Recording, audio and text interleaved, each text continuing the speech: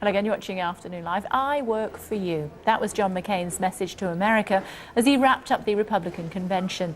As he accepted his party's nomination as their presidential candidate, the self-confessed maverick said it's time to go back to basics and that he is the man to lead the country into better times. I've been called a maverick. Someone who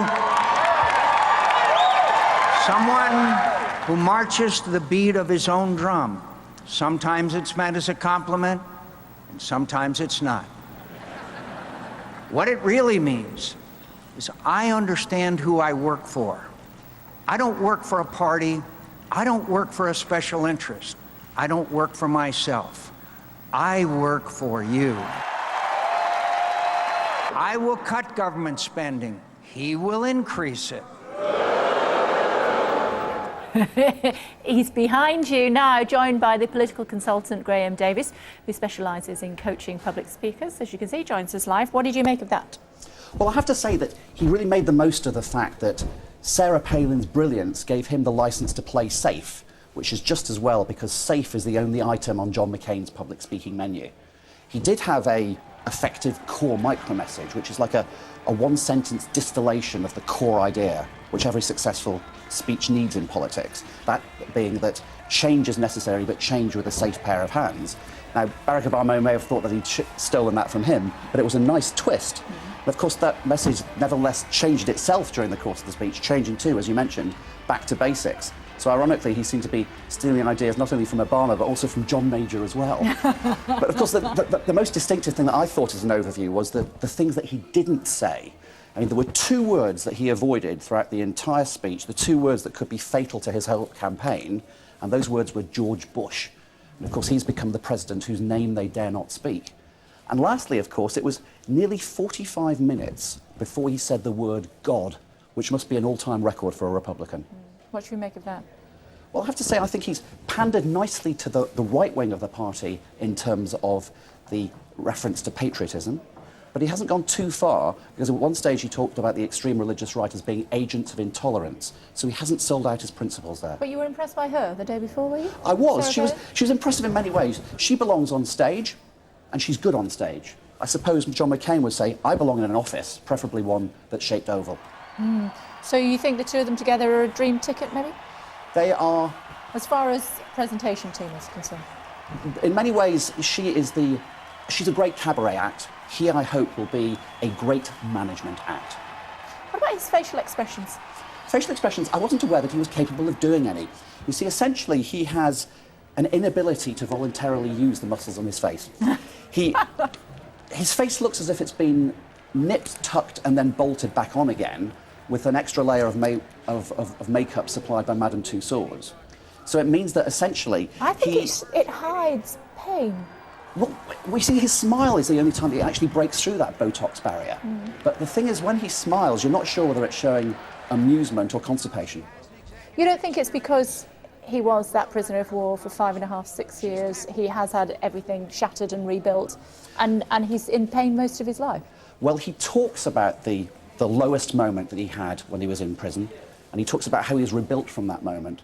And one of the slight difficulties about the contradictions of the character are that he does talk about the emotions that brought him back. Shall we have a listen, actually, and then we'll come back to that? I fell in love with my country when I was a prisoner in someone else's. I loved it, not just for the many comforts of life here.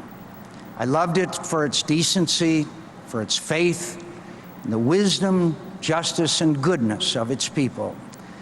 I loved it because it was not just a place, but an idea, a cause worth fighting for. I was never the same again. I wasn't my own man anymore. I was my country's.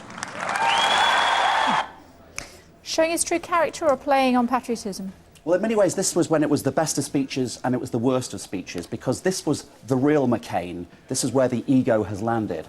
You see, the real micro-message there wasn't about change. The real micro-message, from a more cynical point of view, was that this election isn't about me, but let me tell you all about me anyway. And I think that that is something that people will remember. But he does have that war vet, and also the fact that he was a POW for almost 6 years message that he manages to hammer home time and time again, preaching to the converted, because of course they still have all of their soldiers in Iraq. It was certainly a case of deja vu again and again and again. It's a familiar story, but we really did see something that means something very profound to him. Even though it's been heard many times before, we did see something that he is still experiencing. You thought, is he a decent chap? Yes. Has he gone through crises before? Yes. Can he cope with crises in the country again in the future? Probably, yes. Can he cope with hecklers? Let's find out. These are tough times for many of you. You're worried about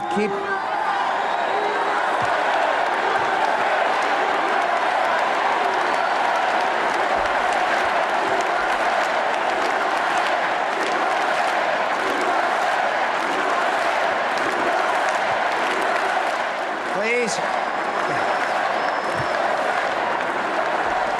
My friends, my dear friends, please don't be diverted by the ground noise and the static. Oh, that was funny. I laugh at my own joke. Was almost the delivery there. Well, perhaps, but he managed to inject some personality to go with the pantomime. We had everything apart from Osama's behind you. And of course, the thing was that was a genuine moment of spontaneity. Yes, it wasn't a sharp anti-heckler put-down line from a comedian nightclub act. We actually saw some genuine spontaneity, a hint of warmth beneath the waxwork. And I actually think that was a crucial moment for the speech, because up to that point it had been a totally adrenaline-free zone, and he desperately needed that injection. It is obviously staged, and each syllable is shined until it sparkles. What about when he gets into debate? Well, I think that he will probably try to make sure that he has as much substance as possible in debate. One of the sections in the speech that was certainly very grim but necessary was when he went into quite a lot of policy detail for a presidential candidate speech. And I think that might be the area where he might shine more brightly than Obama when it comes to a head-to-head conflict. And Sarah Palin? Sarah Palin, I still have my doubts on when she gets down to the specifics, when she asks tough questions under pressure, not only in the head-to-head situation with Biden, but when, of course, members of the media are actually trying to get her to focus on details. OK. Thanks very much for coming in, Graham Davies. We very much appreciate your time. Thanks a lot. Pleasure. Let us know what you think. News@sky.com, 84501. Check out our website as well, skynews.com, one for the road. Who's being